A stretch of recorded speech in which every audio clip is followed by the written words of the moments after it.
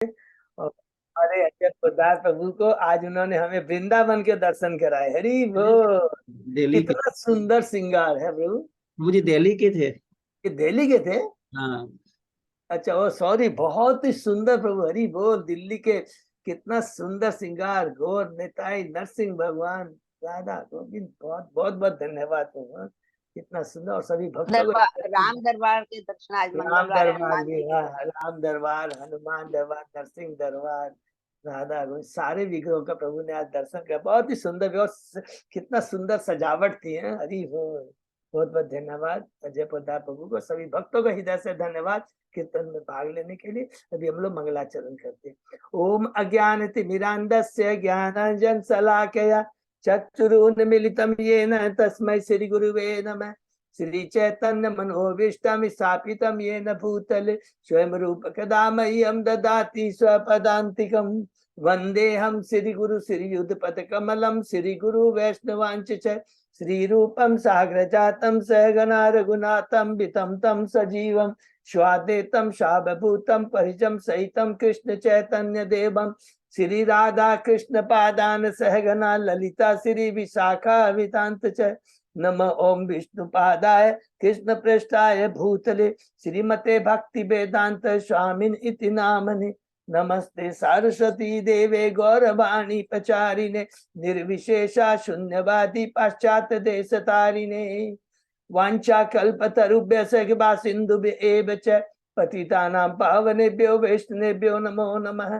नमो महावदान्याय कृष्ण प्रेम पदायते कृष्णाय कृष्ण चैतन्य नामने गौरत्विषे नमः। हे कृष्ण करुणा सिंधु दीन बंधु जगतपते गोपेश गोपिका कांत राधा कांत नमस्तुते। तप्त कांचन गौरांगी राधे वृंदावनेश्वरी विषभानुसुते देवी प्रणमामि हरिप्रिये। नीलांचल निवासाय नित्याय परमात्मने बलभद्र सुभद्रायां जगन्नाथाय ते नमः। मुखम करो जय श्री कृष्ण चैतन्य प्रभु नित्यानंद श्री अद्वैत गदाधर श्रीवासादि गौर भक्त बिंद। मुखम करोति वाचालम पंगु लंघेगिं यत्कृपातमहं वंदे श्री गुरु दीनतारिणं। परमानंद माधवम श्री चैतन्य ईश्वरम। हरे कृष्ण कृष्ण कृष्ण हरे हरे, हरे राम राम राम हरे हरे। श्री श्री मंगलाचरण की जय। शिला प्रभुपाद की जय। हरे कृष्णा। आज के इस भागवतम चर्चा में सभी भक्तों का हार्दिक स्वागत है। सभी भक्तों के चरणों में मेरा सादर दंडवत प्रणाम है। राधा गोविंद, राधा माधव, गुरु आचार्य परम वैष्णव की असीम कृपा हम लोगों के ऊपर कि हम सब भक्त लोग मिलकर के श्री भागवतम के ऊपर में चर्चा कर पा रहे हैं। कई दिनों से हम लोगों ने कैंटो 4 को समाप्त करके पिछले सप्ताह हम लोग कैंटो 5 में प्रवेश हुए थे। पूरा दोहरा लेते हैं, बहुत इंपॉर्टेंट है कि अभी हम लोग किस में हैं। पूरी भागवतम में जो 10 विषयों के ऊपर चर्चा हुई है उसमें से अभी हम लोग विसर्ग के अंदर में सर्ग का मतलब होता है primary creation bye Krishna. Krishna के द्वारा, भगवान के द्वारा प्राइमरी, और वो भी सृष्टि किसके थ्रू होती है? भगवान के पूर्ण अंशावतार पुरुषा अवतार है। कारणोदक्षाय विष्णु, क्षीरोदक्षाय विष्णु और गर्भोदक्षाय विष्णु, जिसका वर्णन हम लोगों ने कैंटो 3 के 7वें अध्याय तक है। 7वें अध्याय तक है जिसमें हमने सर्ग के बारे में कैंटो 2 में भी पढ़ा है और कैंटो 3 में पढ़ा। सबको याद है? जब भी कंफ्यूज होता तो पूछेंगे। कैंटो 2 में बहुत डिटेल में और कैंटो 3 में भी डिटेल में है। सर्ग का मतलब वो याद है ना, हम लोगों ने बोला था कि पहले हम लोगों ने प्रधान है, उसके बाद में सबको मालूम है ना है कि अलग अलग करके महत्त्व, फिर महत्व तत्व जब अहंकार मिथ्या सतोज गुण में रहता है, रजोगुण में रहता है मिथ्या अहंकार, और तमोगुण में रहता है, तो किस प्रकार अलग अलग तत्व उत्पन्न होते हैं, अलग पूरी सृष्टि उत्पन्न होती है। ये पूरा किसका है? क्रिएशन भगवान के द्वारा। और ये भी हमने पूरा तत्व से जाना। क्यों रिपीट कर रहा हूँ? स्वयं कृष्ण नहीं करते, कृष्ण के जो पूर्ण अंश है पुरुषावतार, और पुरुषावतार भी किससे आते हैं? बलराम से आते हैं। हमने पूरा सीक्वेंस पढ़ा, ये बहुत इंपॉर्टेंट चीज है, तो ये तत्व को जाना। उसके बाद में हमने देखा कैंटो 3 के 8वें अध्याय में ब्रह्मा जी का प्राकट्य होता है, 9वें अध्याय ब्रह्मा जी की स्तुति होती है। उसके बाद में हमने हिरण्याक्ष के बारे में पढ़ा, अदिति के बारे में, फिर हमने देहूति के स्वयंभू मनु कौन है? ब्रह्मा जी से कौन कौन उत्पन्न होते हैं? सारे जितने प्रजापति हैं, जितने मनु हैं, ये सब देखेंगे। प्रजापति, प्रथम प्रजापति, प्रथम मनु, स्वयंभू मनु और ऋषि, ये सब ब्रह्मा जी से उत्पन्न होते हैं, सबको याद है।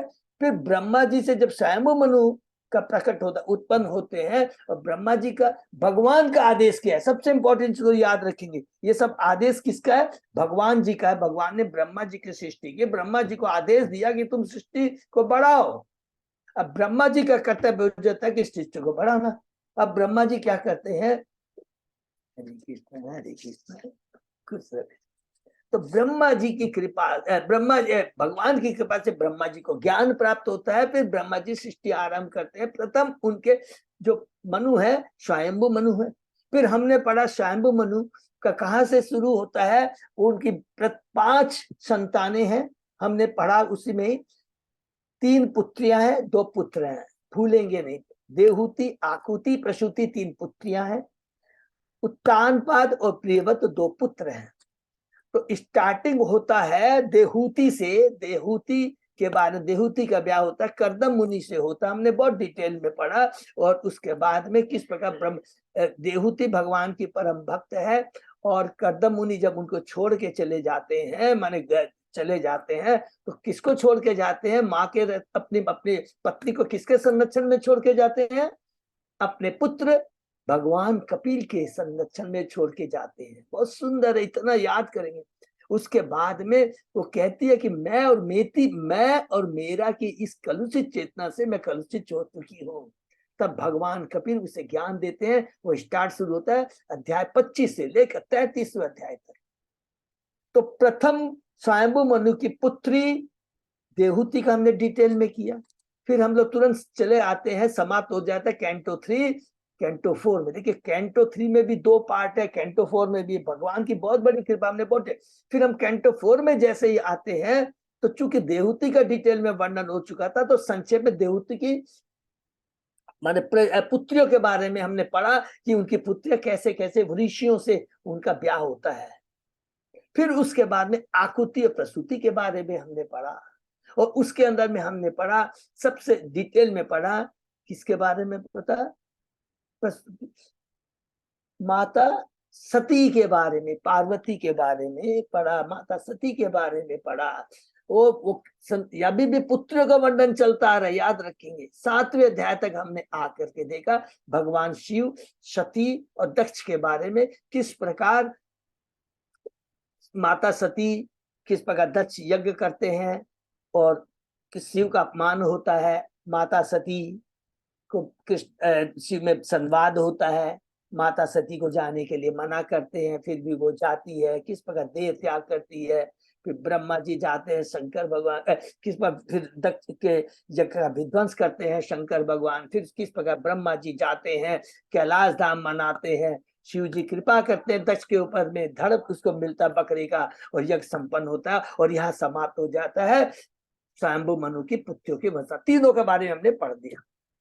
फिर 8वें अध्याय से शुरू होता है उत्तान स्वयंभू मनु के पुत्र उत्तानपाद के बारे में। तो उत्तानपाद का हमने बहुत सुंदर डिटेल में पढ़ा। उत्तानपाद के पुत्र होते हैं ध्रुव महाराज, ध्रुव महाराज की वंशावली में आते हैं वत्सर, वत्सर की वंशावली में आते हैं अंग महाराज, अंग से पुत्र होते हैं बैन महाराज, बैन से पृथु महाराज, पृथु महाराज से फिर हम लोगों ने पढ़ा प्राचीन वरिष्ठ, प्राचीन वरिष्ठ से प्रचेता, और प्रचेता से अंत में जाके कहा समाप्त होता है 31वें में दक्ष उनके पुत्र होते हैं।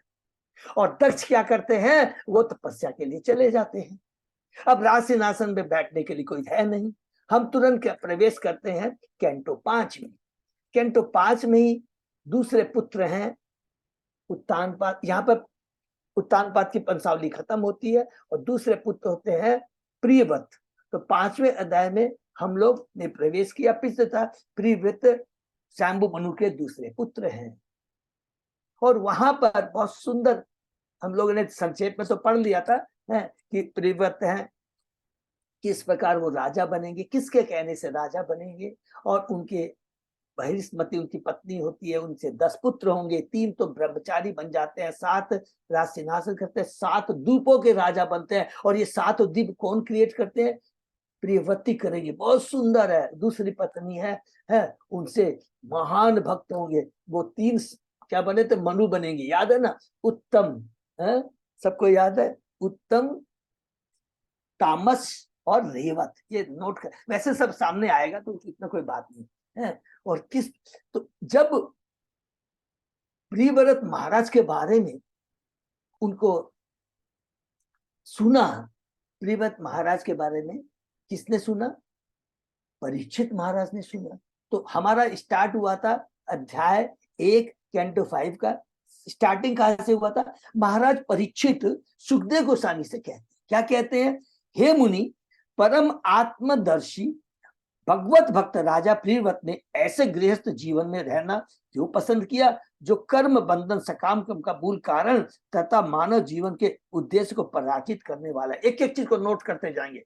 प्रश्न क्या है परीक्षित महाराज का कि गृहस्थ जीवन बंधन का कारण है और उसमें रह कर के जीव बंधन में बंध जाता है, पहला। फिर दूसरा कहते हैं भक्तजन निश्चय ही मुक्त पुरुष होते हैं, अतः हे प्रियव्रत वे गृहस्थ कार्यों में कभी भी क्या बोलते हैं उसमें घुसे हुए नहीं रहते, उसमें लिप्त नहीं रह सकते। जिन सिद्ध महात्माओं ने श्री भगवान के चरण को स्वीकार कर लिया, वे उन चरण की छाया के परम तृप्त हैं, अतः उनकी चेतना कभी भी कुटुंब जनों में आसक्त नहीं हो सकती। दूसरी बात है, पहले कहा कि जो गृहस्थ में है वो, जो आत्मजी भगवान है वो भक्ति नहीं कर सकते हैं, और जो भगवान का भक्त है वो उसकी वो कभी भी भौतिक जगत में या गृहस्थ में आना नहीं चाहेगा। अतः मेरा संदेह यही है कि प्रियव्रत जैसे व्यक्ति के लिए जो अपनी संतान तथा घर के प्रति इतने आसक्त थे, श्री कृष्ण भक्ति में सर्वोच्च अविचल सिद्धि प्राप्त कर पाना कैसे संभव हो सका? ये प्रश्न करते हैं। तो यहाँ पर हम लोग ने प्रभुपाद जी के कुछ बातें पढ़ी थी, बहुत सुंदर है, इसको रिपीट करेंगे। प्रभुपाद जी कहते हैं आत्म साक्षात के प्रति अनभिज्ञता, अज्ञानता मानव जीवन के सबसे बड़ी पराजय है। मानव के लिए सबसे बड़ी पराजय है कि आत्म साक्षात के प्रति ज्ञान, कि हम कौन है, भगवान कौन है, हमारा भगवान से क्या संबंध है। यह मानव जीवन विशेष रूप से कर्म बंधन से बाहर निकलने के लिए प्राप्त होता है, किंतु जब तक मनुष्य जीवन के उद्देश्य को विस्मृत करता हुआ सामान्य पशु की तरह अगर वो आचरण करता है तो वह बद्ध जीवन बिताता है, बंध जाता है। फिर उसने कहा था कि तुष्टि कई प्रकार की होती है, कर्मी जन, ज्ञानी जन और ध्यानी जन, तीनों को कहा गया है तुष्टि। याद रखेंगे, बहुत सुंदर। कर्मी सकाम कर्म में रहते हैं, ज्ञानी सीधा दार्शनिक चिंतन वगैरह में रहते हैं, ध्यानी योग में रहते हैं, लेकिन तीनों में, तीनों का अपना अपना स्वार्थ होता है। क्या है? कर्मी मुझे धन चाहिए, यश चाहिए, ये चाहिए। ज्ञानी मुझे मुक्ति चाहिए, ध्यानी उसको अष्ट सिद्धि चाहिए। लेकिन जो भगवान का भक्त है वो सदैव, क्योंकि वे परम ऐश्वर्यवान है और जो उनकी सेवा करने, वो कहते हैं जो भगवान के जो भक्त होते हैं उनका अब तक एक रंच मात्र भी स्वार्थ नहीं होता। हरि बोल। वो केवल भगवान की तुष्टि के लिए कार्य करते हैं। इस संसार की चिंता से मुक्ति पाने पर जब जीव आत्मसंतुष्ट हो जाता है तो वह तुष्टि चाहता है, अर्थात मुक्ति चाहता है। लेकिन कहते हैं प्रभुपाद जी बहुत सुंदर बात कहते हैं, कर्मी ज्ञानी तथा योगी सभी के सारे कार्य होते हैं, सकाम होते हैं, किंतु भगवान की सेवा में जो तुष्टि होती है उसे अकाम कहते हैं, और वास्तव में वही वास्तविक परम तुष्टि है। हरि बोल। फिर प्रभुपाद जी कहते हैं बात तो सही है, गृहस्थ जीवन तथा आध्यात्मिक जीवन का अंतर वही समझ सकता है जिसने परिवार में रहकर कष्ट भोगे हैं।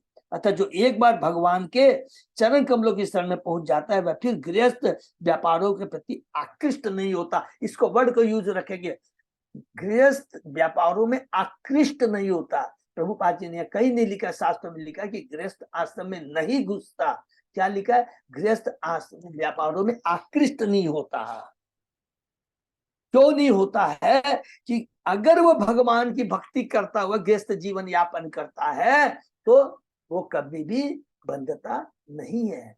तो यहाँ पर तो इसके उत्तर में सुखदेव गोस्वामी जी क्या कहते हैं, जो हमने पढ़ा था, जो श्री भगवान के चरण कमल के अमृत तुल्य मधु में अनुरक्त है तथा जिसका मन सदैव उनकी कीर्ति में लगा रहता है, वह भले ही किसी बाधा से रुक जाए किंतु जिस परम पद को उसने प्राप्त किया है उसे वह कभी नहीं छोड़ता। अर्थात सुखदेव गोस्वामी जी, लास्ट जो हमने से पढ़ा बहुत इंपॉर्टेंट है, इसको हम लोग समझेंगे। सुखदेव गोस्वामी जी यहाँ बोलना शुरू किया और आगे बोलेंगे। देखिए, भगवान की इच्छा के बिना पत्ता नहीं हिलता है। भगवान डिसाइड करते हैं, भगवान हमारे कर्म स्वभाव के अनुसार डिसाइड करते हैं। किसमें? कि जब जीव आता है इस धरा पे तो वर्णाश्रम उसको पालन करना ही करना है, ये भगवान डिसाइड करते हैं। वर्ण का मतलब अपनी योग्यता से, तू ब्राह्मण है, तू क्षत्रिय है, या तू वैश्य या शूद्र है, हमारे कर्म और स्वभाव। और उसी प्रकार ब्रह्मचर्य, गृहस्थ, वानप्रस्थ और संन्यास, ये जो आश्रम जो बनाए गए हैं, जो शास्त्र में बनाया गया है, यहाँ पर समझ में आएगा इस त्रिवत के लीला से, यहाँ के इनसे कोई माने नहीं रखता है, कोई माने नहीं रखता है। सब लोगों का उद्देश्य एक ही होना चाहिए। क्या है? भगवान की भक्ति करना। हमारी योग्यता, एक कंपनी के अंदर में मैं चपरासी से लेकर मैनेजिंग डायरेक्टर, सबके अलग अलग पोस्ट होते हैं, कार्य होते हैं, लेकिन सबका लक्ष्य क्या होता है? कंपनी के लिए कार्य करना। जिसमें थोड़ी बुद्धि ज्यादा होती है उसको मैनेजिंग डायरेक्टर, उन्हें ब्राह्मण का पोस्ट मिल गया, लेकिन लक्ष्य एक ही होता है। तो अगर हम लक्ष्य को पकड़ के रखते हैं तो हम चाहे गृहस्थ में रहें, चाहे कुछ भी रहें, हम कभी भी दुखी नहीं होंगे। इसीलिए लास्ट श्लोक में कहा है, क्या लिखा, फिर से रिपीट करते हैं कि भले ही किसी बाधा से रुक जाए, भौतिक जगत में कुछ भी बाधा आ जाए, किंतु जिस परम पद को, जिसने भक्ति को प्राप्त कर लिया है, उसे वह कभी नहीं छोड़ता और बाधा उसका कुछ बाल बाका नहीं बिगाड़ सकती है। सबसे बड़ा एग्जाम्पल जब भी ये देना हो तो एक एग्जाम्पल को दे दीजिएगा, पूरा क्लैरिटी प्रहलाद महाराज को ले दी। प्रहलाद महाराज को कितनी बाधाएं आई थी, कितने कष्ट आए थे, लेकिन क्या उसने भक्ति को छोड़ा? अरे भक्ति को छोड़ने की बात तो छोड़िए, भक्ति करता रहा, भगवान को कंप्लेन तक नहीं किया कि मैं कष्ट में हूं। क्यों नहीं कंप्लेन किया? क्योंकि भक्ति की वो शक्ति होती है, उसको कोई भी भौतिक कष्ट बाधा नहीं दिखाई देते।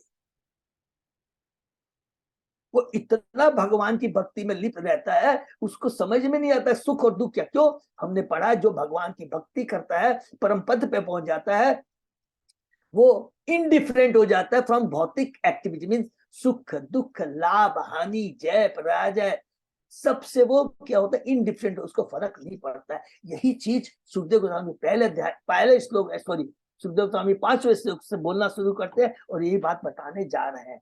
तो उसको हम लोग आगे पढ़ेंगे। बहुत इंपॉर्टेंट चीज है, इसलिए कभी भी ये नहीं सोचना, ये बहुत बड़ा ज्ञान है कि प्रियव्रत महाराज जो भगवान के परम भक्त हैं, जिनको नारद मुनि ने ज्ञान दिया, ब्रह्मचारी है, लेकिन वो भौतिक जगत में आ जाते, गृहस्थ जीवन यापन करते हैं, संतान उत्पन्न करते हैं, साम्राज्य को फैलाते हैं, फिर भी सब कुछ छोड़ के पुनः भगवान की भक्ति में चल जाते हैं। तो यही प्रश्न है कि कैसे पॉसिबल है? परीक्षित महाराज को तो मालूम है, स्वयं ही तो वो सब कुछ छोड़ करके भगवान की भक्ति में सुखदेव गोस्वामी के पास आके भागवतम सुने हैं। लेकिन अगेन हम रिपीट करते हैं, ये सारा जो प्रश्न होते हैं हम बद्ध जीवों के लिए होते हैं।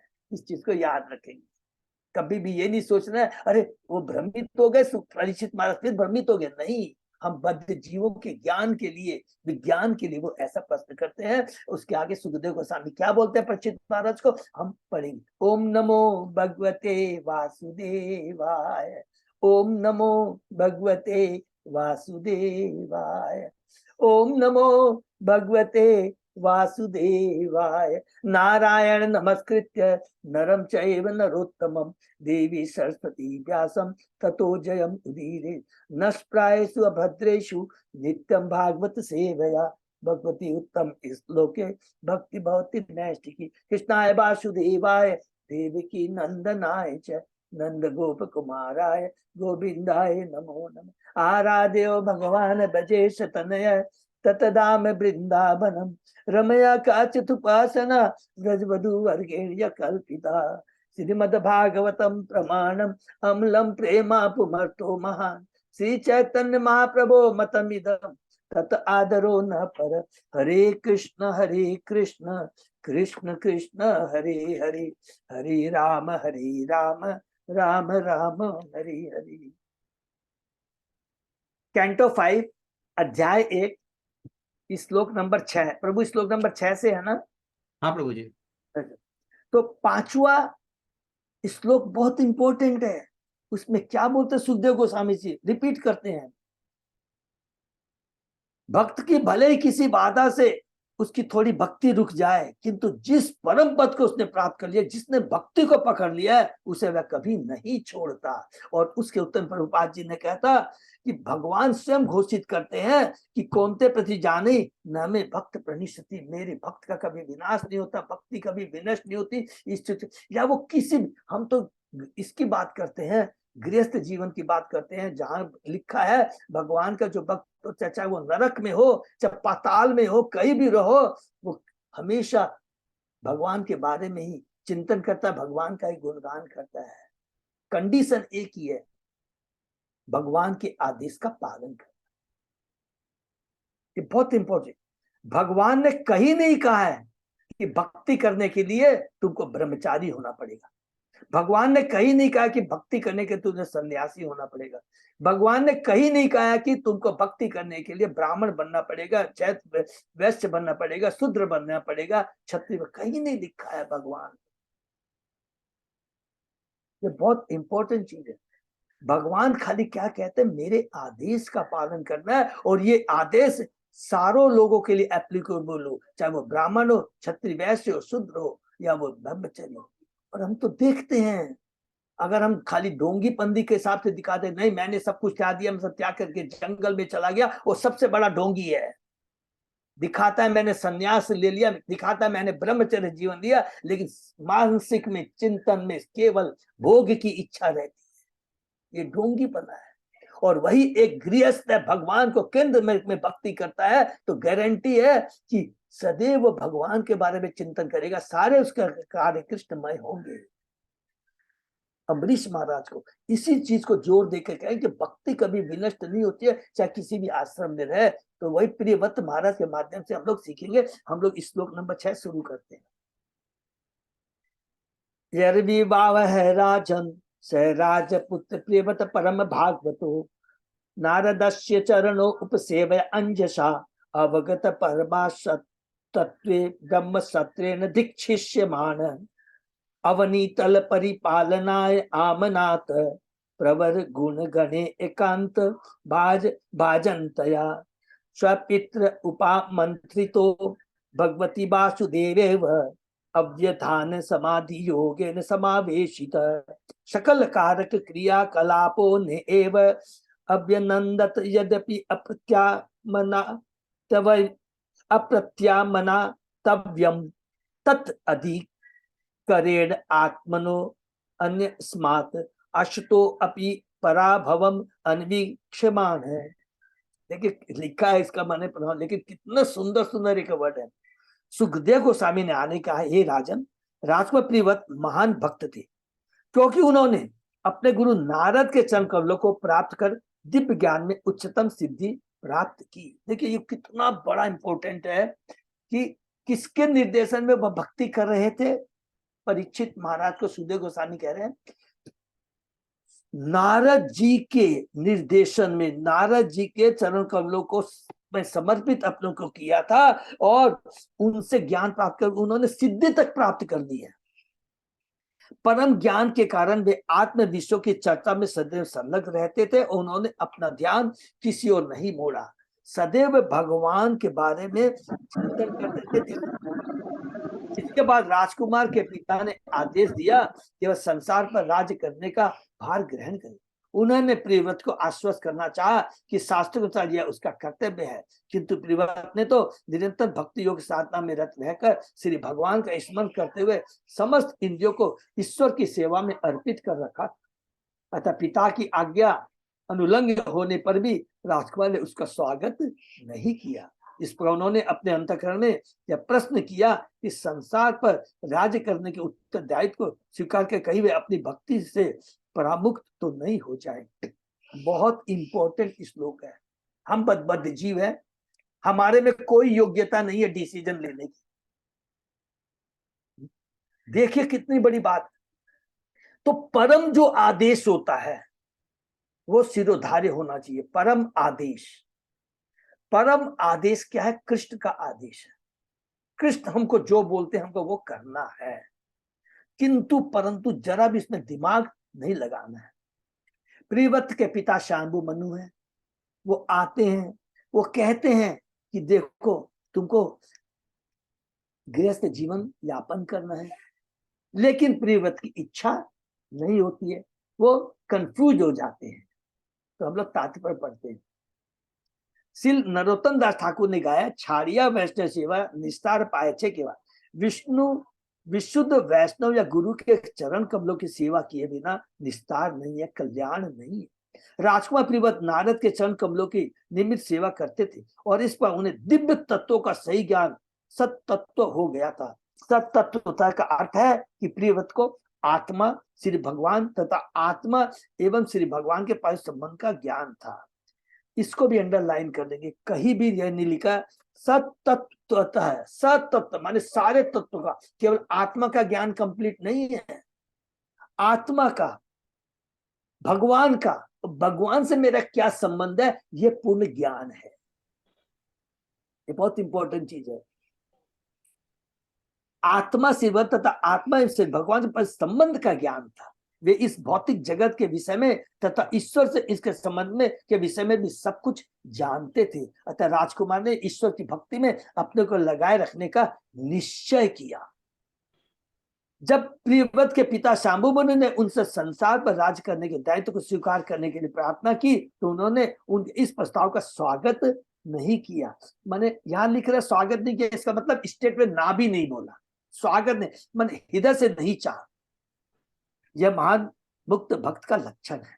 सांसारिक व्यापारों में लीन होते हुए भी वह उनमें रुचि नहीं दिखाता, वरन भगवान की सेवा में तल्लीन रहता है। इस प्रकार ईश्वर की सेवा करते हुए भी ऊपर से वह सांसारिक व्यापारों को उनसे प्रभावित हुए बिना करता रहता है। उदाहरणार्थ, बच्चों के प्रति आकर्षण न होते भी वह उनकी परवाह करता है और उन्हें भक्त बनने की शिक्षा देती है। कर्तव्य एवं परम कर्तव्य, धर्म और परम धर्म दोनों को हमको जानना पड़ेगा। परिवार के प्रति कर्तव्य, परिवार के प्रति धर्म को जानना है। बहुत अच्छी बात है कि ये पुत्र पुत्री है, इनके प्रति मेरा क्या कर्तव्य है। लेकिन परम धर्म क्या है? खुद को भगवान की सेवा में लगाना और सारे जितने भी परिवार के संबंध है, जो कुछ भी है, उनको भगवान की भक्ति में लगाना। ये होता है परम धर्म। इसलिए लिखा है कि बच्चों के प्रति आकर्षण न होते भी वह उनकी परवाह करता है और उन्हें भक्त बनने की शिक्षा देता है। उसी प्रकार वह अपनी पत्नी से प्रिय वचन बोलता है, किंतु उससे आसक्त नहीं रहता। धर्म है पत्नी के प्रति उसका कर्तव्य, उसको निभाना। परम धर्म है कि अपना कर्तव्य निभाते हुए भगवान को नहीं भूलना। भक्त भक्ति के द्वारा परमात्मा के समस्त गुण ग्रहण कर लेता है। श्री कृष्ण के एक से एक परम सुंदरी 16,000 पत्नियां थी। हरि बोल। और वे प्रत्येक से प्रिय पति की तरह आचरण करते थे। किंतु वे किसी के प्रति आकृष्ट आसक्त नहीं हुए। इसी प्रकार भक्त भले ही गृहस्थ जीवन में प्रवेश करके अपनी पत्नी तथा पुत्रों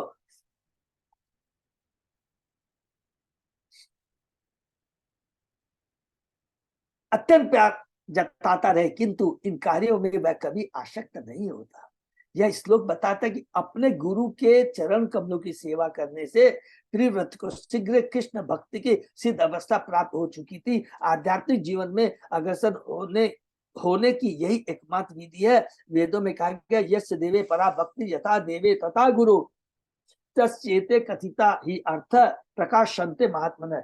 यदि भगवान तथा गुरु में अविचल श्रद्धा हो तो मनुष्य को वैदिक ज्ञान का सार प्राप्त हो जाता है। क्योंकि क्या लिखा है, प्रियव्रत को परम सिद्धि प्राप्त हो गई थी। ये याद रखेंगे, परम सिद्धि का मतलब होता है कि विमुक्ति, माने वो भगवान को पूर्ण समर्पित हो गए थे। नॉट मुक्ति, ज्ञानी वाली नहीं। परम सिद्धि का मतलब होता है, एक होता सिद्धि और एक होता परम सिद्धि। परम सिद्धि का मतलब होता है कि भगवान से अपने कोई संबंध को स्थापित करना और भौतिक चीजों के प्रति आसक्ति और पूर्ण रूप से भगवान के प्रति समर्पण और आसक्ति, ये होती है परम सिद्धि।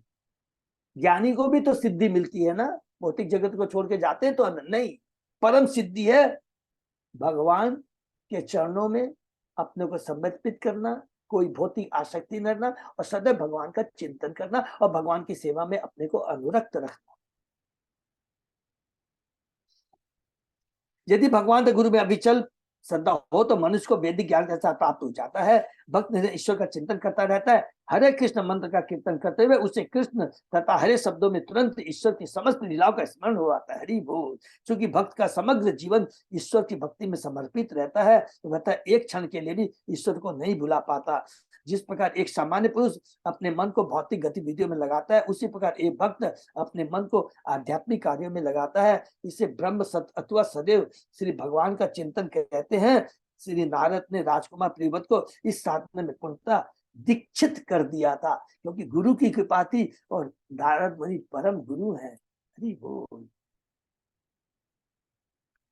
अतः स भगवान आदि देव एतस्य गुण विसर्गस्य परिब्रह्मणा अनु अनु अनुद्यान व्यवस्थित सकल जगत अभिप्राय आत्मयोनि अखिल निगम निज गण परिवेष्टित स्वभवनात् अवतार।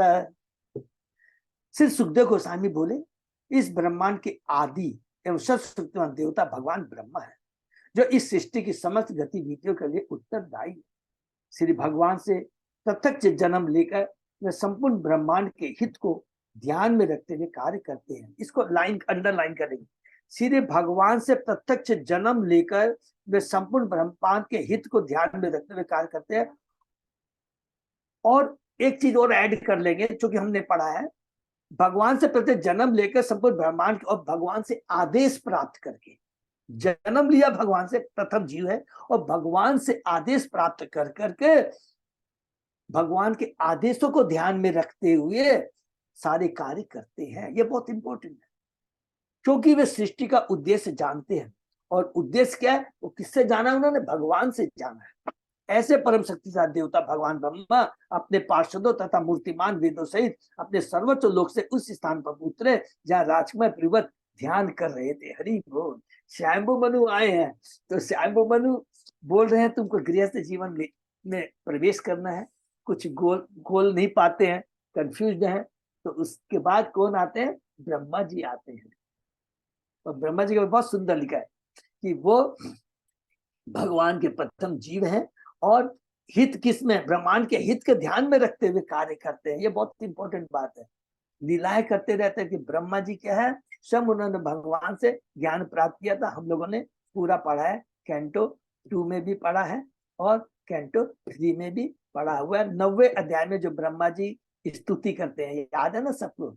और कैंटो 2 में हमने पढ़ा, कब, जब नारद जी कहते हैं हे पिता ब्रह्मा जी, आप ही तो सब कुछ है, सृष्टि पालन करना संहार। तब ब्रह्मा जी फिर बोलते हैं, नारद जी अच्छा आप सृष्टि पालन संहार करते हैं तो फिर आप ध्यान किसका करते हैं?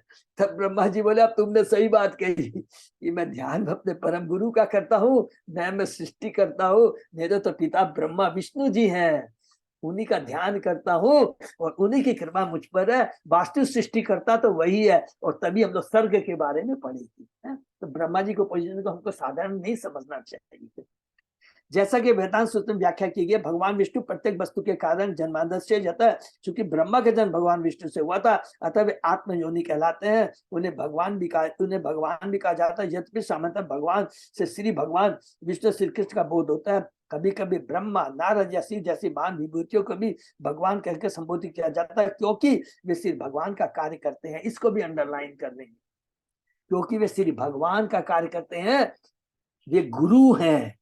गुरु का कार्य क्या है? इसलिए प्रभुपाद जी, देखिए दो चीज होता है। गुरु कभी भी अपने को भगवान नहीं बोलता है, एक चीज को नोट कर लीजिए। लेकिन शिष्य अपने गुरु को भगवान बोलता है। ये दोनों बात है। अगर गुरु अपने को भगवान बोलता है तो वो गॉड नहीं, डॉग है।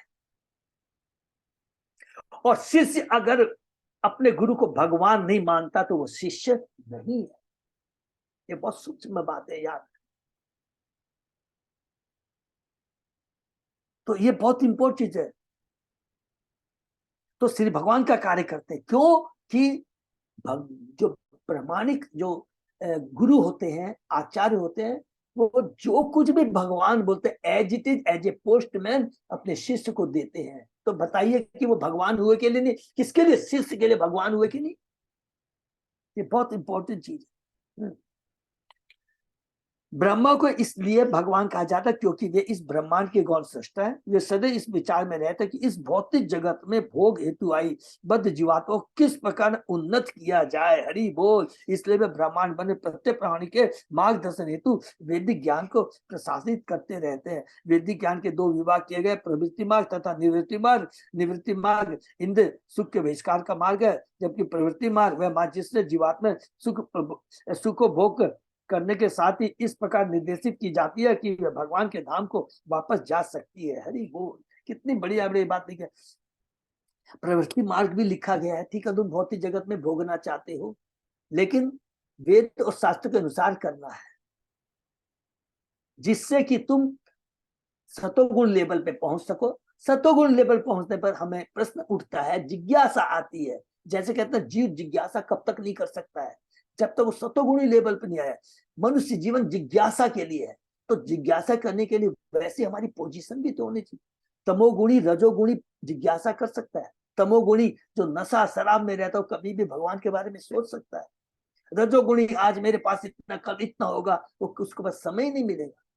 इसलिए बहुत इंपॉर्टेंट चीज है। तो भौतिक जगत में रहने के लिए भी हमें नियम का पालन करना है, सो दैट हम सतोगुणी लेवल पे आ जाए। और सतोगुणी में फिर हमारी जिज्ञासा आती है कि जीवन का उद्देश्य क्या। इसलिए कहते हैं कि जैसे जीवा सुपभोग करने के साथ ही इस प्रकार निर्देशित की जाती है कि वह भगवान के धाम को वापस जा सकती है।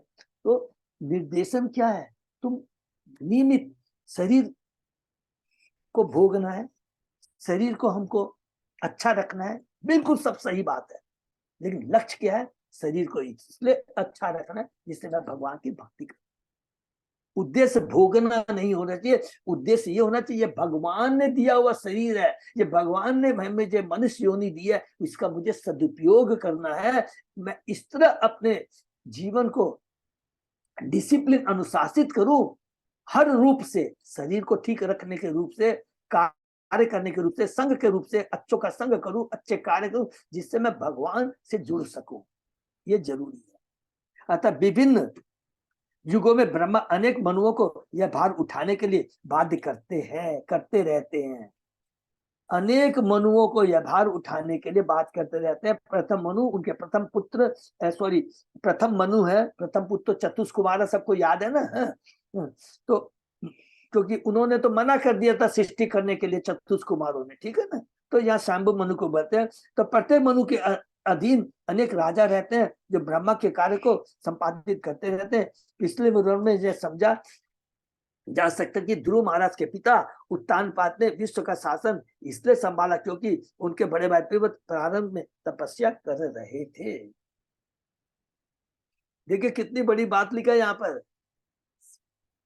प्रियव्रत बड़े भाई हैं, ठीक है ना। तो याद रखेंगे, कोई कंफ्यूजन नहीं होगा। तो पहले उत्तानपाद ने इसलिए राज संभाला क्योंकि प्रियव्रत उनके बड़े भाई तपस्या में कर रहे थे।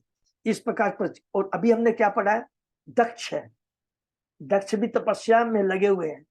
दक्ष तो बहुत छोटे हुए ना प्रियव्रत से, क्योंकि हमने पढ़ा उत्तानपाद ने पूरा सीक्वेंस हमने पढ़ा, लेकिन दक्ष भी क्या है, वो तपस्या के करने के लिए चल गए, तो इसलिए प्रियव्रत को राज्य संभालने के लिए बोला गया। इस प्रकार प्रचेताओं तक ब्रह्मांड के राजा उत्तानपाद के वंशज ही रहे। चूंकि प्रचेताओं के पश्चात कोई उपयुक्त राजा नहीं हुआ, अतः स्वयंभू मनु गंधमादन पर्वत से अपने ज्येष्ठ पुत्र प्रियव्रत को लाने पहुंचे।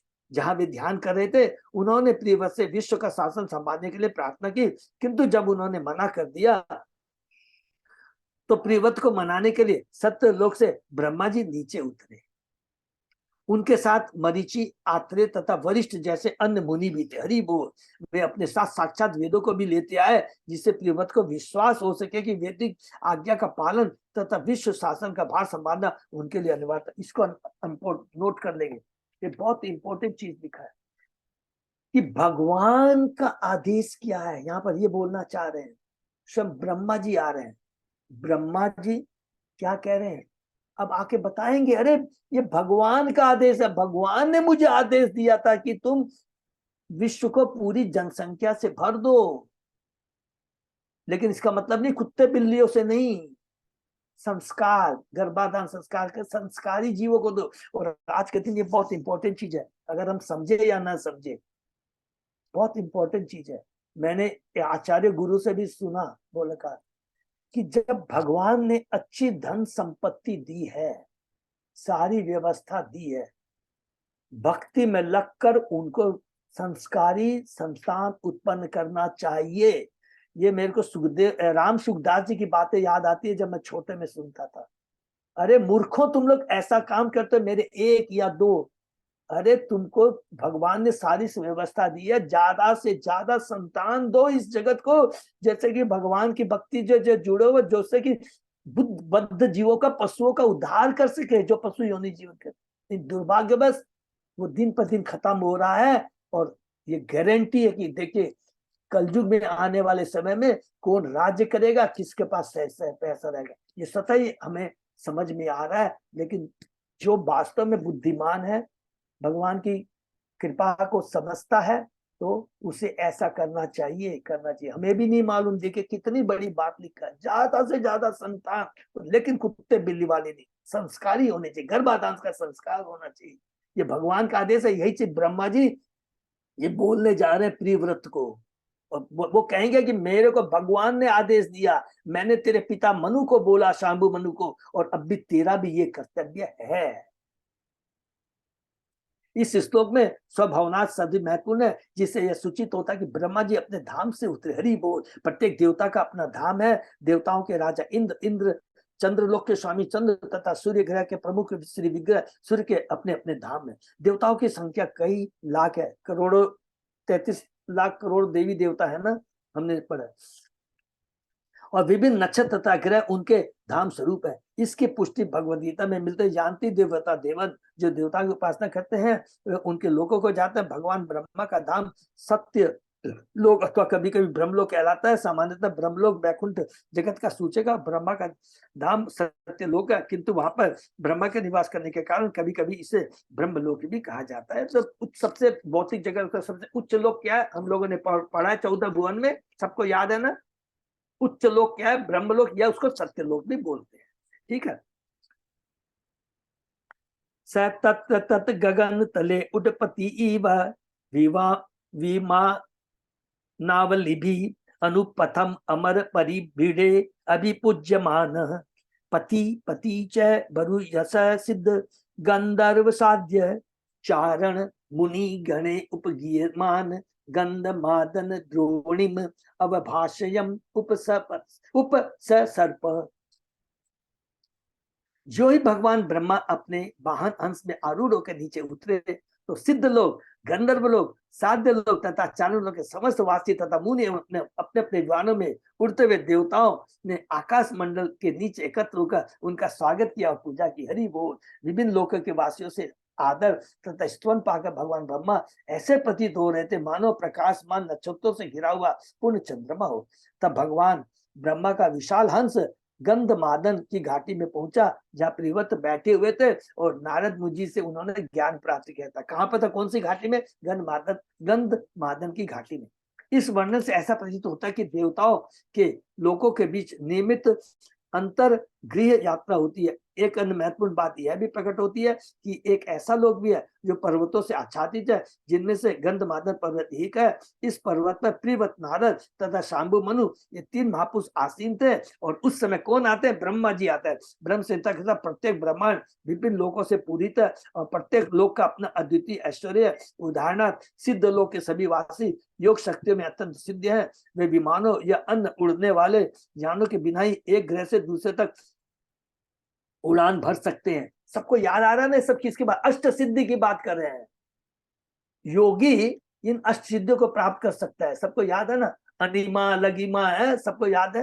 हाँ, कि हल्का से हल्का हो सकता है, भारी से भारी हो सकता है, छोटा से छोटा हो सकता है, बड़ा से बड़ा हो सकता है, एक लोग से दूसरे लोग जा सकता है। लेकिन कंडीशन है खाली भौतिक जगत में घूमता रहेगा। ये भूलना नहीं है, ये सब भौतिक जगत में घूमता रहेगा। इसीलिए कहते हैं कि अष्ट सिद्धि के लिए प्रयत्न करना मूर्खता है, क्योंकि उसको भी जब भौतिक जगत खत्म हो जाता है तो उसको सब कुछ, जितनी भी अष्ट सिद्धि सब खत्म हो जाती है। सब टेम्परेरी है, याद रखेंगे। अष्ट सिद्धि ये सब टेम्परेरी है। इसी जीवन इसी तरह गंधर्व के वासी गायन विद्या में कुशल है और साध्य लोक के वासी परम साधु है। निसंदेह अंतर्ग्रही प्रणाली का अस्तित्व है तथा एक ग्रह के वासी दूसरे ग्रह को जाते रहते हैं। लेकिन पृथ्वी पर अभी तक कोई ऐसी मशीन आविष्कृत नहीं हो पाई जो एक ग्रह से दूसरे को जा सके। हरि बोल। यद्यपि चंद्र तक जाने का असफल प्रयास किया गया है। इसको भी अंडरलाइन कर लेंगे। ये चीज देखिए, हम भक्तों को दिखा सकते, हर किसी को नहीं बोल सकते, नहीं तो हम लोगों को बोलेगा अरे अभी क्या फालतू बात करता। अभी तो न्यूज़पेपर में आया था कि चंद्रमा तक पहुंच गए। लेकिन याद रखेंगे एकदम फालतू बात है, एकदम फालतू बात है। प्रभुपाद जी की बात कभी गलत नहीं हो सकती।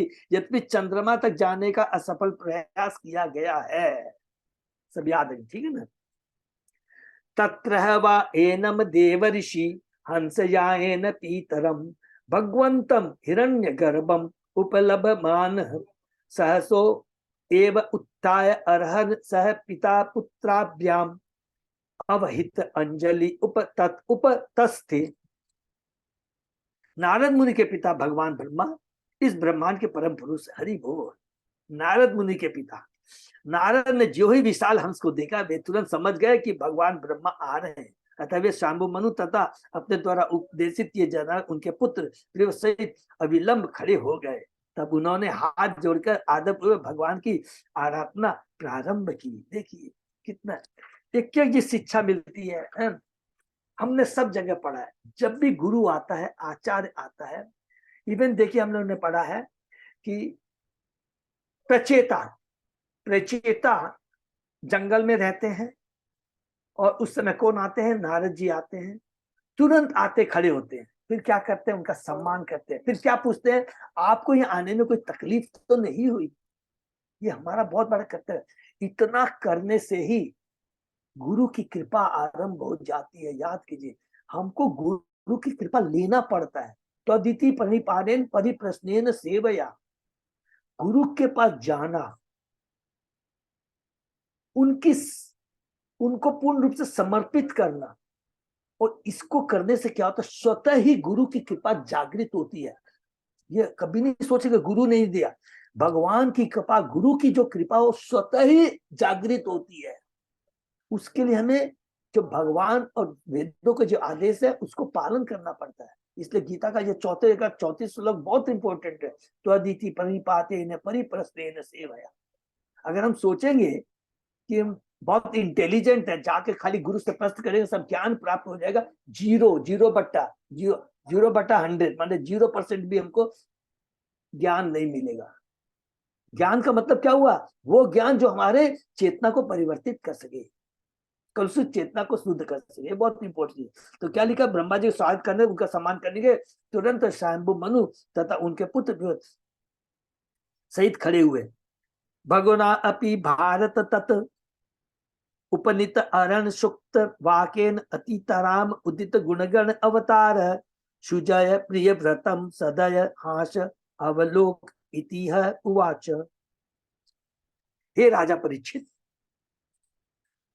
चूंकि भगवान ब्रह्मा सत्य लोक से भूलोक में उतर चुके थे, अतः नारद मुनि, राजकुमार प्रियव्रत तथा शांभु मनु ने आगे बढ़कर पूजन सामग्री अर्पित की और वैदिक विधि अनुसार अत्यंत शिष्ट वाणी से उनकी प्रशंसा की, अत्यंत शिष्ट वाणी से उनकी प्रशंसा की।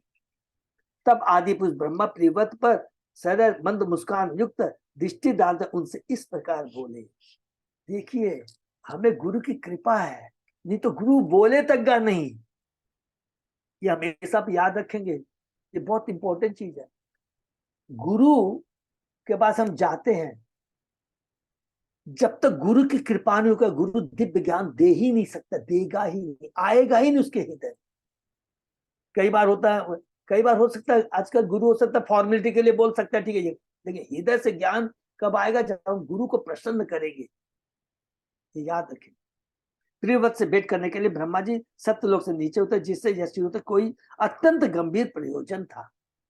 नारद मुनि प्रियव्रत को आध्यात्मिक जीवन, ज्ञान, त्याग तथा भक्ति को उपदेश देने के लिए पधारे थे। और ब्रह्मा यह जानते थे कि, देखिए, नारद मुनि प्रियव्रत को आध्यात्मिक जीवन, ज्ञान, त्याग तथा भक्ति का उपदेश देने के लिए पधारे थे। और ब्रह्मा यह जानते थे कि नारद की उपदेश अत्यंत प्रभावशाली है। अरे अतः ब्रह्मा जी जानते थे कि जब तक वे स्वयं प्रियव्रत को मनाने के लिए गंधमादन पर नहीं जाते, प्रियव्रत अपने पिता की आज्ञा मानने वाले नहीं। इसको भी अंडरलाइन कर लेंगे। गुरु के भक्ति की शक्ति कितनी ताकत होती है, ब्रह्मा जी की शक्ति के बारे में यहाँ बताया गया है। ब्रह्मा जी सॉरी नारद जी की शक्ति के बारे में।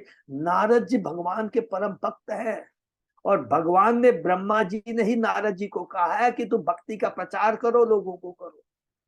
तो ब्रह्मा जी कैसे ना बोल सकते हैं? और कहते हैं कि उनकी भक्ति की वो शक्ति है, भगवान का इतना पूर्ण समर्पित है, जिनको स्वयं भगवान कृष्ण द्वारका में आप पढ़ेंगे, आंख से आंसू गिराएंगे किस प्रकार भगवान श्री कृष्ण द्वारका में जब नारद जी जाते हैं द्वारका, किस तरह उनका सम्मान करते हैं, खड़े हो जाते हैं अपने पलंग से, उनके चरणों को धोते हैं और उनके चरणामृत को अपने ऊपर छिड़कते हैं। स्वयं भगवान अपने आचरण से सिखाते हैं कि गुरु का क्या महत्व होता है। तो कहते हैं कि नारद, ब्रह्मा जी को मालूम था कि उनकी भक्ति की वो शक्ति है, उन्होंने जो ज्ञान दिया है, ये नारद जैसा गुरु से ज्ञान यदि शिष्य को मिल जाए तो 110% वो भगवान का परम भक्त होना ही होना है। अर्थात शिक्षा क्या है? भगवान का जो परम भक्त है, जो प्रामाणिक गुरु है, उसी से ज्ञान प्राप्त करना चाहिए, पाखंडी से प्राप्त नहीं करना चाहिए। ब्रह्मा जी को उद्देश्य प्रियव्रत के संकल्प को भंग करना था, अतः उन्होंने अपने प्रियव्रत को, पहले प्रियव्रत को सदैव दृष्टि से देखा, प्रेम की दृष्टि से देखा। क्यों देखा? क्योंकि उनका सम्मान किया था। उनके मंदहास तथा शांत भंगिमा से यह भी सूचित हो रहा था कि यद्यपि ब्रह्मा जी प्रियव्रत से गृहस्थ जीवन स्वीकार करने का अनुरोध करेंगे, किंतु प्रियव्रत का भक्ति योग से संपन्न टूटेगा नहीं। वैष्णव के आशीर्वाद से सब कुछ संभव है, इसको भी अंडरलाइन करने के। वैष्णव के आशीर्वाद से सब कुछ संभव है। भक्ति रसामृत सिंधु में इसे कृपा सिद्धि अथवा गुरुजन के आशीर्वाद मात्र से सिद्धि की प्राप्ति कहा गया है। यदि शास्त्रों में उल्लिखित अनुष्ठानों का पालन किया जाए तो प्राणी मुक्त सिद्ध बन सकता है। यदि शास्त्रों में उल्लिखित अनुष्ठानों का पालन किया जाए तो प्राणी मुक्त सिद्ध बन सकता है। फिर भी अनेक पुरुष अपने गुरु या गुरुजन के आशीर्वाद मात्र से सिद्धि को प्राप्त हुए हैं।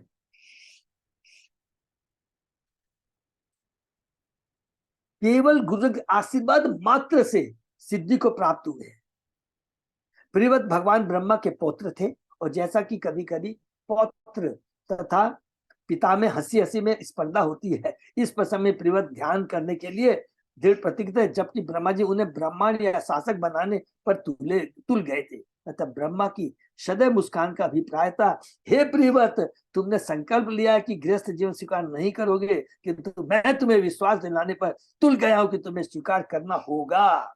वास्तव में ब्रह्मा जी प्रियव्रत के त्याग, तप, संयम तथा अनुरक्ति के उच्च आदेश की प्रशंसा करने के लिए पधारे थे, जिससे से वे गृहस्थ जीवन को स्वीकार कर लेने पर भी भक्ति के मार्ग से विचलित न हो। इस श्लोक में शुक्त वाक्य एक महत्वपूर्ण शब्द है। वेदों में ब्रह्मा की स्तुति है, हिरण्यगर्भ समवर्तताग्रे भूतस्य जाता पतिरेक आश्रित। ब्रह्मा का स्वागत वैदिक स्तुतियों से किया गया, इसलिए वे परम प्रसन्न थे।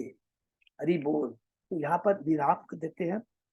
यहाँ पर कंक्लूजन में हमें क्या मालूम पड़ा, ब्रह्मा जी ये बोलना चाहते हैं कि जिसने भक्ति की है, जिसने सदगुरु प्रामाणिक गुरु के निर्देशन में रहकर भक्ति की है, और भगवान कहते हैं कि मेरी भक्ति कभी विनष्ट नहीं हो सकती, तो कंफ्यूजन कहाँ है? हम लोगों का अब प्रश्न ये उठता है कि कंफ्यूजन कहाँ है?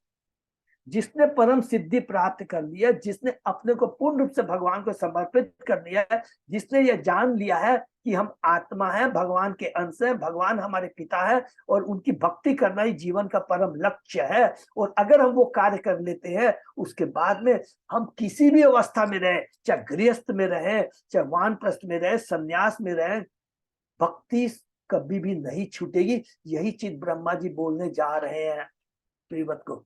अरे तुमने जब भक्ति में इतनी सर्व सिद्ध तुमने सिद्धि प्राप्त कर ली है, तो फिर तू घबरा क्यों रहा है? तुमको घबराना नहीं है। इसलिए घबराना नहीं है क्योंकि भगवान का जो आदेश है वो परम आदेश है। ब्रह्मा जी का आदेश है, सही है, भक्ति करना है क्या? नारद जी का जो आदेश है, तुमने भक्ति किया, बहुत अच्छा काम किया। नारद जी ने इतना बड़ा काम किया, तुमको उस योग्य बना दिया है कि अगर मैं तुमको अभी गृहस्थ जीवन में जाने के लिए भी बोलूं तो ये 100% गारंटी है कि तुम भक्ति से विमुख नहीं होगे। ये बहुत इंपॉर्टेंट चीज, बड़ी सूक्ष्म चीज है। एक बार सदगुरु से ज्ञान प्राप्त कर लेते हैं, नारद जी का काम क्या है? भक्ति में लाना। भगवान का आदेश क्या है? सर्व कल्याण। भगवान के जो आदेश होते हैं सर्व कल्याण के लिए होते हैं। देखिए एक एक चीज बहुत इंपॉर्टेंट है। भगवान का आदेश होता है सर्व कल्याण के लिए। नारद जी का गुरु का आदेश से क्या है कि भगवान से जोड़ना। तो जब भगवान जब कोई आदेश देते हैं, वो साधारण आदेश नहीं होता, वो परम आदेश होता है। इसीलिए यहाँ पर ब्रह्मा जी आके बोलते हैं, तुमने भक्ति की बहुत अच्छा है, घबराओ मत, लेकिन तुमको वो भी कार्य करना है। क्यों? मेरे को भगवान ने कहा था कि तुम सृष्टि को फैलाओ, तो सृष्टि को फैलाना है। तो तुम्हारे पिता ने यह काम किया, शंभु मनु ने।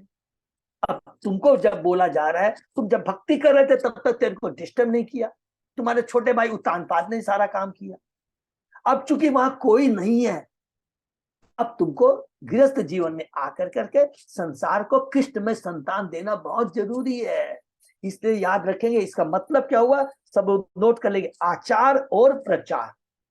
आचार का मतलब हो गया कि हमने भक्ति की, प्रचार का मतलब हो गया कि ऐसी व्यवस्था करना जिससे कि संसार में भक्ति का प्रचार हो।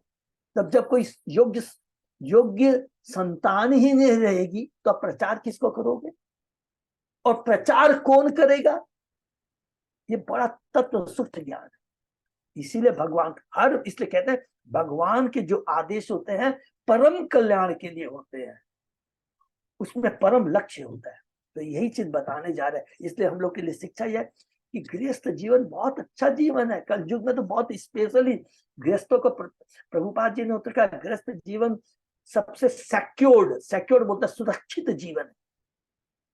इसलिए लेकिन गृहस्थ तभी कहलाएंगे जब कृष्ण को केंद्र में रख के कार्य करेंगे, नहीं तो हम भी भड़क जाएंगे, हम भी बहक जाएंगे, और हम लोग भी क्या है, रजोगुण तमोगुण में जाकर अगला जन्म पशु योनि मिलेगा। तो यही यहाँ हरे कृष्णा, यही का ज्ञान है, यही बहुत बड़ा है। इसको बहुत अच्छे से गुरु आगे हम लोग। किसी का कोई प्रश्न है तो प्लीज पूछ।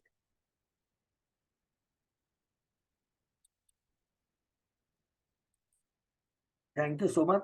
यहीं पर हम लोग विराम देते हैं। और अजय पदा प्रभु कोई अनाउंसमेंट? नहीं प्रभु जी, अभी बस हरि बोल। तो अभी नेक्स्ट हमारी राधा अष्टमी है। हाँ, कितना 22 तारीख को है प्रभु? 23 तारीख को ना? 23 को।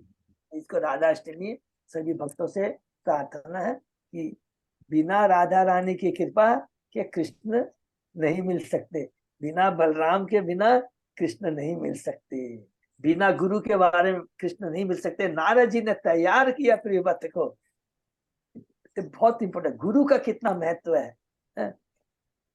तो ये ध्यान रखना हम लोग को, ज्यादा भी जितने भी अभी पर्व राधा अष्टमी 23 तारीख है, तो कुछ भी सेवा या प्रोग्राम अजय पदा को बता देंगे। और एक दो तो इम्पोर्टेंट जो चीज हम लोग को याद था कल कि गंगा सागर के लिए, तो गंगा सागर के लिए हमने बुक कर दिया है 25 और 26 नवंबर।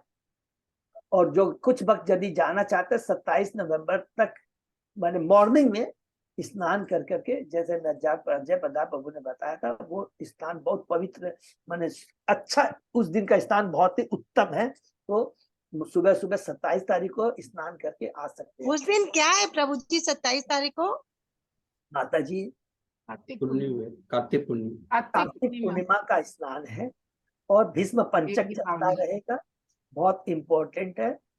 तो सबसे इम्पोर्टेंट चीज बात यह कि हमने सुंदर गोविंद दास, हम लोगों को भक्तों के बीच डिस्कशन हुआ था, सबको याद है ना हम लोगों का कि कालिंदी में, हमारे बेस कालिंदी भक्ति बीज बेस में डिस्कशन हुआ था, हमारी कोर कमेटी मीटिंग, उसमें हमने किया था कि हम लोग गंगा सागर जाएंगे। तो फिर मैंने सुंदर गोविंद दास प्रभु से प्रार्थना किया, उन्होंने तुरंत जवाब में कह दिया, प्रभु जगन्नाथ ग्रुप के भक्तों के लिए 25 तारीख 26 तारीख तक मैं किसी की बुकिंग नहीं लूंगा, 100% रूम आपके लिए बुक है। तो ये हमारे रूम बुक हो गए। और प्रभु जी कितने रूम है वहाँ पे? माता जी मैं एक्चुअली, उन्होंने मेरे को ये वर्ड यूज किया कि 45 लोगों के लिए रहने के लिए है। तो 45 लोग तक तो मंदिर में रह सकेंगे, उसके अलावा भी और दूसरी जगह भी व्यवस्था हो जाएगी। इसलिए मेरी सभी भक्तों से, लीडरों से रिक्वेस्ट है कि सब लोग अपने ग्रुप के मेंबर से बात कर करके प्लीज बहुत जल्दी लिस्ट दे दे, जिससे कि फिर, जैसे मेरे को संतोष माता जी ने बहुत अच्छी बात कही थी, उन्होंने कहा कि प्रभु जी कम से कम हमें कॉस्ट तो बताइए कि रूम्स के क्या चार्ज लगेंगे, खाने पीने क्या क्या लगेगा, बस का क्या लगेगा। तो बस का तो मेरे ख्याल से बहुत सिंपल ही लगता है कि 10 से 15 हजार पर डे लेते हैं शायद वो लोग। एसी बस का 10,000 है कि 12,000 है, एग्जैक्ट याद नहीं है। तो वो तो 2 दिन की बस रहेगी, 20,000, या 3 दिन की रहेगी, तो 30,000 डिवाइडेड बाई 45 से पकड़ में आ जाएगा। तो हम लोग कैलकुलेट कर लेंगे, ठीक है ना। 700-800 रुपया पर बस का लगेगा, शायद उतना ही आएगा। उसके बाद में प्रसादम का बहुत ज्यादा नहीं होना चाहिए। और चूंकि रूम सारे वहाँ एसी रूम है, जो मंदिर में रूम है, तो मैं 1-2 दिन में बात करके बता दूंगा। But in the mean time मेरी रिक्वेस्ट है भक्तों से कि प्लीज, लीडरों से भी, कि प्लीज अपने आप लोग, सभी भक्तों से, अपने अपने लीडर्स को अपना जो जाना चाहते जरूर बता दे, तो जिससे हमको मालूम पड़ जाए कितने लोग जा रहे हैं, उससे अपने बस की व्यवस्था, उस हिसाब से मैं सुंदर गोविंद दास प्रभु को ये बोल पाऊंगा कि प्रभु हमको इतने रूम लगेंगे, ठीक है ना। हरे कृष्णा। हरे कृष्ण प्रभु जी, सादर प्रणाम प्रभु जी। एक रूम में हम लोग कितने जन एकोमोडेट कर सकते हैं? माता जी अगर डबल बेड है तो 2 रूम, ट्रिपल बेड है तो 2 रूम, 3 जन और प्लस एक्स्ट्रा मेट लग सकती है एक। हाँ, ये पता करना पड़ेगा, जैसे विद फैमिली जाए हम, 2 बड़े 2 जरूर से बच्चे। माता जी, जरूर से माता जी। जैसे आप एग्जाम्पल आप ही को बताऊं राखी माता जी, सपोज आप लोग 4 जन जाओगे, हैं, हाँ। 3 बेड लेने से हो जाएगा। अच्छा प्रभु जी, अभी आप बोले 45 लोगों का एकोमोडेशन है वहाँ। कल शायद मैंने सुना नहीं ठीक से। मेरे ख्याल से रूम कितने होंगे, मेरे ख्याल से 45 रूम है कि 45 लोगों का एकोमोडेशन है? 45 लोगों का, अर्थात रहने के रूम मेरे हिसाब से 15 से 20 रूम के बीच है, ओके, ठीक है ना। थैंक यू प्रभु जी। ये सारी व्यवस्था हो जाएगी। वो उन्होंने मेरे को कहा कि प्रभु आप लोग 100 लोग भी आएंगे तो मैं सारी व्यवस्था कर दूंगा, अब चिंता मत कीजिए, व्यवस्था कर दूंगा, सबको अच्छा से प्रसाद मिलेगा, दर्शन कराएंगे, सब कुछ बताएंगे। वो सारी व्यवस्था की जिम्मेदारी उन्होंने ली है, स्पेशली फोन किया, मैसेज किया हमको, तो इसका मैं पूरा लाभ। मैं गई भी हूँ इस्कॉन मंदिर वहाँ पे, किंतु ना उस समय बहुत ज्यादा बड़ा नहीं था, अभी बहुत डेवलप कर गया लगता है। अब कितना दिन पहले गए थे माता जी? हो गया प्रभु जी, 2-3 साल हो गया। 3 साल में जमीन आसमान का फर्क हो गया। हाँ हरे कृष्ण प्रभु जी। उन्होंने बहुत कलेक्शन किया है, बहुत कितना एग्जैक्ट किया मैं भी नहीं गया ना, इससे हम सब लोग जा करके देखेंगे, ठीक है। हाँ, और किसी का कोई प्रश्न है? हाँ, हरे कृष्णा प्रभु जी। हाँ, हरे प्रभु कृष्णा। जी, एक बार आप सारा डिटेल्स अजय प्रभु डाल देंगे तो फिर एक बार आराम होगा सबको बोलने में, पूछने में और करने में सारा कुछ। क्या ठीक है, तो मैं इसका मतलब है कि पहले मैं 1-2 दिन में डिटेल कलेक्ट करके अजय प्रभु को बता दूंगा, हाँ फिर हाँ पोस्ट हाँ। जगन्नाथ कोर कमेटी मीटिंग है, फिर हम लोग भक्तों से और अगर प्रभु जी 27 तारीख को अच्छा स्थान है तो अपने 25-26 में 26-27 क्यों नहीं जा रहे हैं फिर?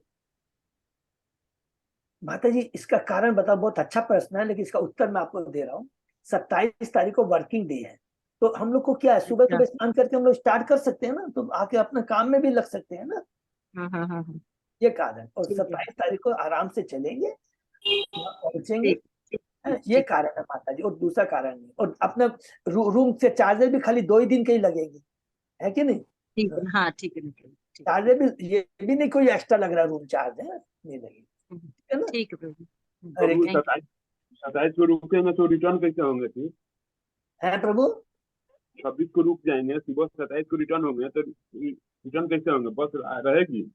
हाँ बिल्कुल, बस तो रहेगी। तो अपने सर, अपने सुबह में 5 बजे स्नान कीजिए, 7 बजे निकल जाइए। हम लोग सारा शेड्यूल आपको सब कर देंगे प्रभु जी, कोई आ जाएंगे दिक्कत नहीं प्रभु, है। खाली आप लोग कौन कौन जाना चाहते हैं वो अपनी लिस्ट अपनी रेडी कर लिए, मन प्रिपेयर कर लीजिए, उस हिसाब से हम फिर प्रिपेयर कर लीजिए। 2 दिन 3 दिन में फिर हम लोग सारा डिटेल्स अपडेट कर देंगे सारी बाद डिटेल सबमिट कर देंगे, ठीक है ना? विद इन 2, मैं आज बात करूंगा सुंदर गोविंद दास प्रभु से, है, और वो मेरे को सारा डिटेल सबमिट कर देंगे, ठीक है ना? प्रभु जी में। हरे जाने में भी कृष्णा। कितना समय लगेगा, क्या होगा, ये भी थोड़ा अपडेट लेना पड़ेगा, क्या रूट अब वो वगैरह सारा मैं करते उनसे हैं। हरे पूछ लूंगा। कृष्णा। मोहन दास प्रभु कुछ बोलना चाह रहे हैं?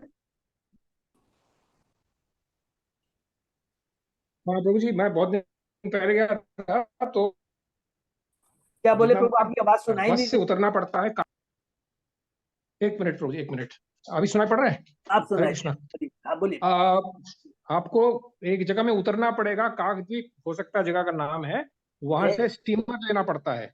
ओके मैं तो काफी दिन पहले गया हूँ तो। ओके और स्टीमर तभी चलती है, जो मुझे बताया गया कि जब ज्वार आता है, पानी ऊंचा हो जाता है, ओके तो टाइमिंग का थोड़ा देखना पड़ेगा। ओके स्टीमर से उतर के जब हम गंगा सागर जाते हैं, Ganga Sagar is an island, वो द्वीप है। हम्म, तो हम जब फिर आइलैंड में पहुंचेंगे, वहां हमको कोई और व्यवस्था होना पड़ेगा, या तो टोटो ऑटो या जो भी है, मुझे पता नहीं आज के दिन में बस उस तरफ जा सकती है कि नहीं।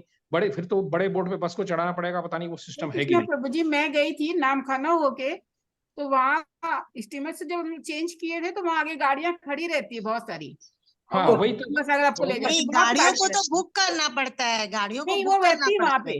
पे, सब रहती है। प्रभु मैं थोड़ा इंटरफेयर कर रहा हूँ बीच में, क्षमा चाहता हूँ। ये सारी व्यवस्था हमारे सुंदर गोविंद दास प्रभु कर देंगे, इसके लिए चिंता ही अच्छा नहीं। ठीक है प्रभु जी, हाँ ठीक है, ठीक है। सारी व्यवस्था ही विल डू, ठीक है ना? प्लस टाइमिंग का ख्याल रखना पड़ेगा क्योंकि चेंज ओवर है ना। हाँ समझ गया प्रभु, वो समझ के अपडेट कर लेंगे, हम लोग बात कर लेंगे चेक कर देंगे प्रभु, एवरीथिंग ठीक है ना? सबसे कर देंगे। Thank you so much. Hare Krishna. हम लोग सारी डिटेल लेकर के देंगे भक्तों। हरे कृष्णा, यहीं पे विराम देते हैं। हरी, सॉरी, बहुत इंपॉर्टेंट जी बोलना, राज्य प्रधान, सॉरी। हाँ tomorrow there will be no class प्रभु, थोड़ा सा टुमारो ना, ठीक है प्रभु। तक सेवा आ गया है। हाँ, फिर हम लोग बृहस्पति शुक्रवार बुध को क्लास करें, बृहस्पति को क्लास करें। हरे कृष्णा। हरे कृष्ण। सही बात। हम लोग ये विराम देते हैं, फिर परसों सुबह 7 बजे। हरे कृष्ण। बहुत धन्यवाद।